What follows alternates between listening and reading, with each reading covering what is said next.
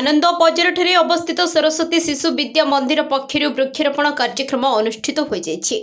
आज विद्यालय परिसर में विद्यालय समस्त गुरुजी गुरुमा सहित परिचालना कमिटी सभापति संतोष कुमार सिंह, संपादक देवेंद्र महांती और महासचिव संजीव महांती जोग देते।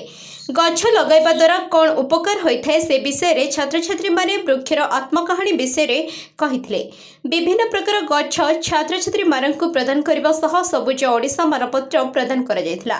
सरस्वती शिशु विद्या मंदिर आनंद बजार शिक्षयत्री आज आम विद्यालय प्रकृति मेला अनुष्ठित हो जाइए।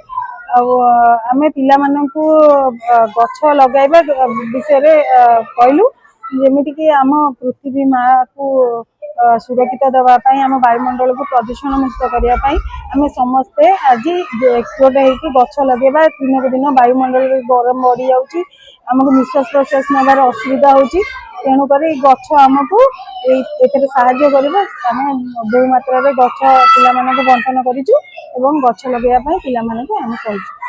आज मोर नाम अर्पिता प्रदर्शिनी, मु सरस्वती शिशु विद्या मंदिर आनंद बजार कलिता कटक पंचम श्रेणी छात्री। आज आम विद्यालय प्रकृति मेला अनुष्ठित होता जो कि गुरुमा मैंने आमको शिखाइले गछ लगाइबा द्वारा आमर कि उपकार होता है। सर्वशेष आमको गोटे गछ सहित प्रमाण पत्र प्रदान करागला।